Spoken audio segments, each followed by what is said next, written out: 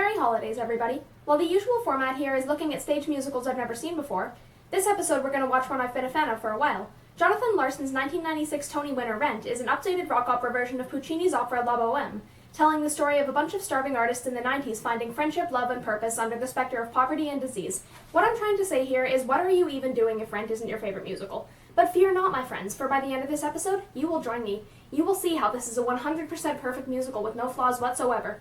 I'm the Broadway Neophyte, and this is Rent. September 24th, 9 p.m. Eastern Standard Time. Here on a night, shoot without a swim. I love that part, I sing it every year. We open on two 20-something roommates in New York City, aspiring documentary maker Mark Cohen and musician Roger Davis.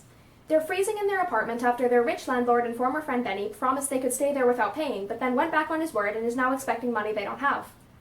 Rent, my deal is due, or I will have to evict you. Understandably annoyed, the artists launch into the first fantastic rock number of the show.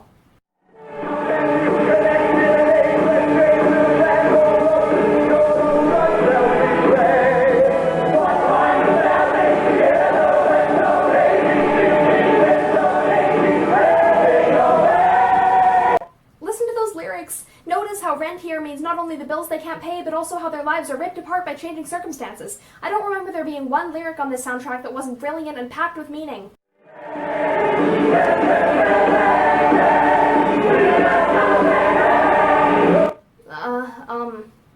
On to the next song.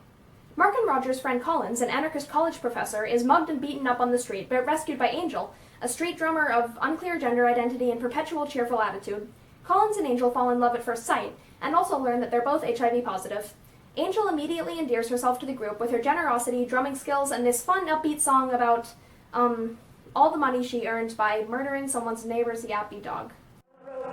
We agree on a fee, $1,000 guarantee tax-free. And a bonus, if I print the street. Now who can foretell that it would go so well? But sure as I am here, that's all his mouth and go he hell. But it's immediately followed by this great moment showing Benny's hypocrisy toward poor people. Let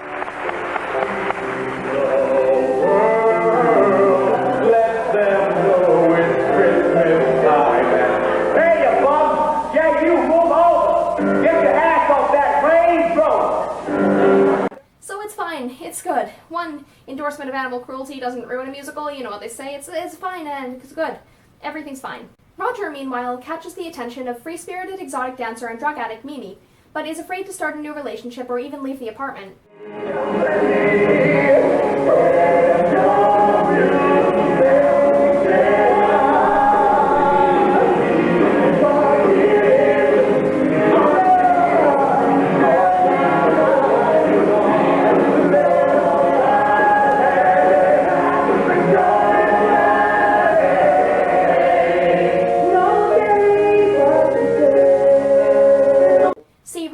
HIV as a result of drug use in his rock star days, and a pretty sad life story besides that. Close on Roger, his girlfriend April left him note saying we've got AIDS before slitting her wrists in the bathroom. Geez, Mark, don't remind him about his tragic backstory when he's right there and your camera is obviously pointing slightly to the side of him. How are you going to get him in the shot that way? Mark goes to help set up sound equipment at his ex-girlfriend Maureen's protest, where she hopes to stop Benny from evicting the homeless to build a cyber art studio in their neighborhood. Maureen isn't there, but her current girlfriend Joanne is, and she and Mark bond over the struggle of having to put up with Maureen's manipulative and unfaithful ways.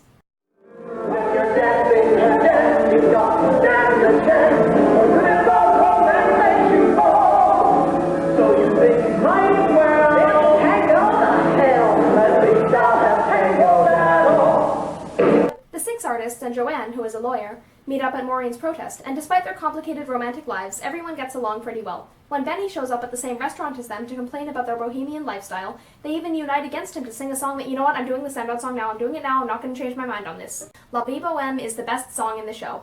Building spectacularly into a joyful ensemble celebration of freedom, creativity, and living every day to the fullest, it's a song you can impress your friends by learning all the words to, and a song it's pretty much impossible to be sad listening to. Inspiration, playing hooky, making something out of nothing. The need to express, to communicate, going against the grain, going insane, going mad. interrupted by a pretty boring love duet interlude when Roger finds out Mimi has HIV too and finally lets her into his life.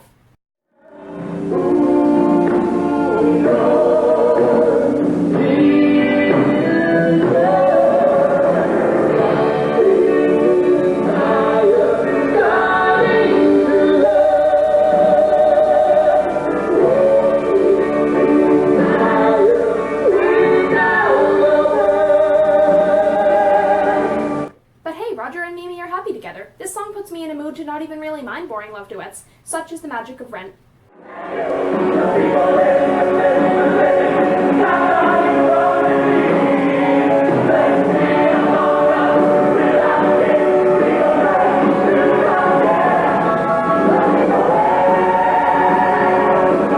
Second place goes to every other song in the musical. Why did I ever have doubts? This is the best show ever!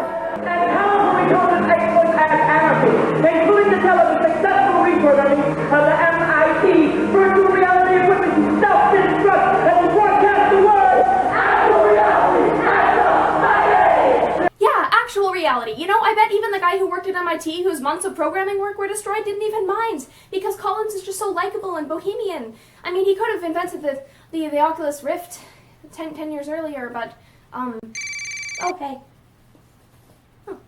Everybody, my best friend and fifth favorite internet reviewer, the West End Acolyte. Broadway, hi. You haven't uploaded the Christmas Eve review that you signed up to do yet. Is everything alright?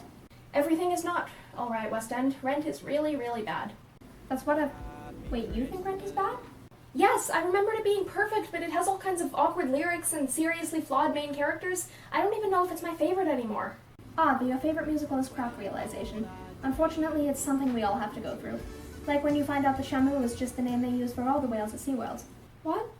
Well, can anything be done about it? The musical or the whales? I would suggest you start looking for a new favorite. Hamilton's getting good reviews. I don't want a new favorite show. I want to stop being disillusioned with my existing favorite show and also an Oculus Rift. What? Nothing. Well, this is disappointing, gentle viewers, but maybe Act 2 will help me decide. By which I mean it will help me decide that I do love the show because there's nothing wrong with it, okay? It opens with the show's most famous number, Seasons of Love, signaling that this act will follow the Bohemian gang through the new year.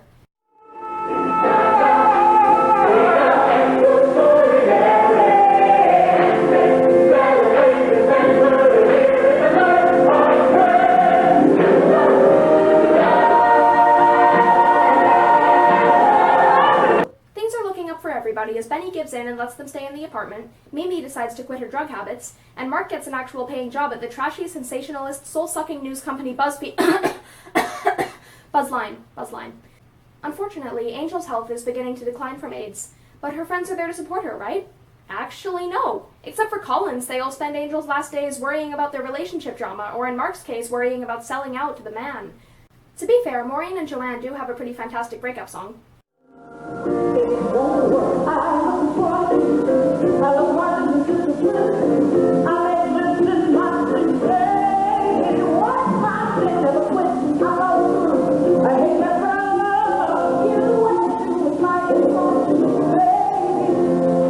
Angel's death only makes things worse for our Bohemians, as Roger leaves to seek his fortune in Santa Fe rather than wait around for he or Mimi to die next. And detached narrator Mark is given some character depth as somebody terrified of inevitably losing all his HIV-positive friends.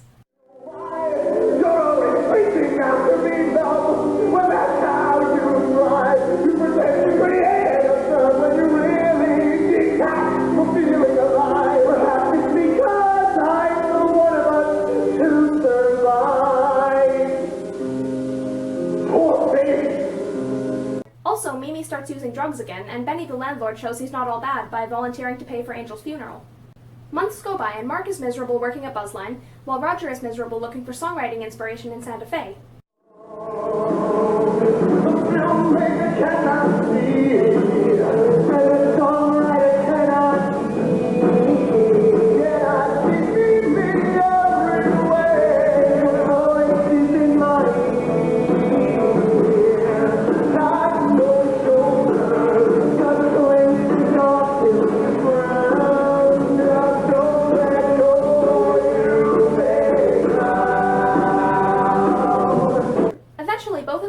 That their friends in New York are the real inspiration for their art, and decide to bring the group back together. When Mimi shows up, she's almost dead from the effects of AIDS, drug use, and hypothermia.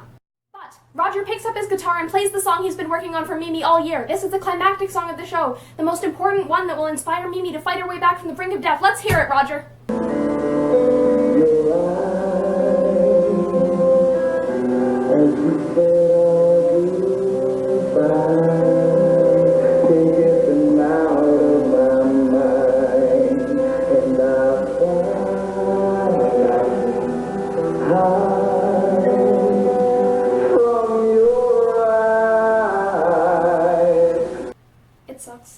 It sucks.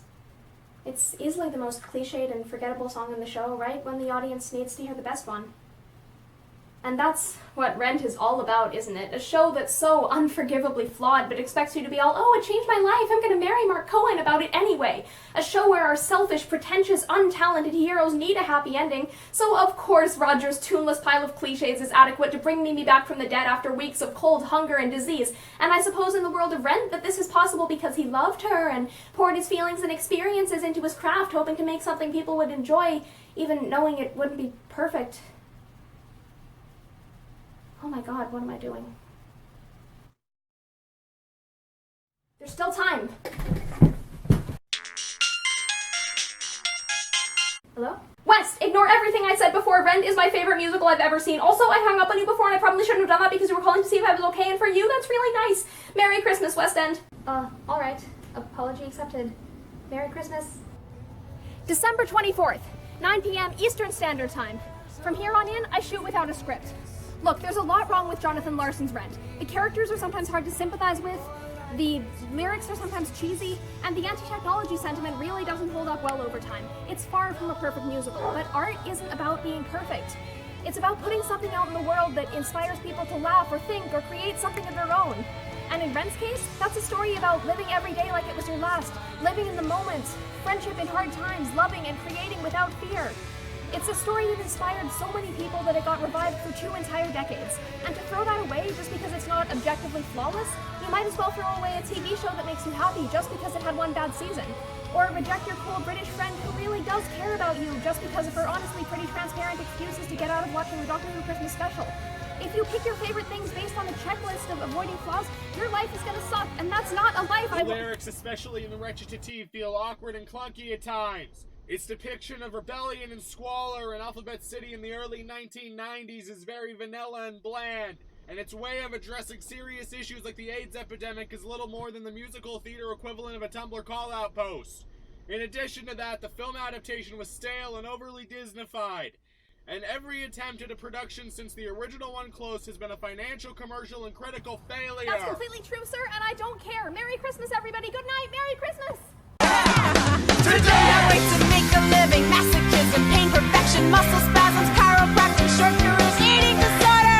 Adventure, tedium, no family, boring locations, dark rooms, perfect faces, egos, money, Hollywood, and sleep. Food of love, emotion, mathematics, isolation, rhythm, power, feeling, harmony, and heavy competition.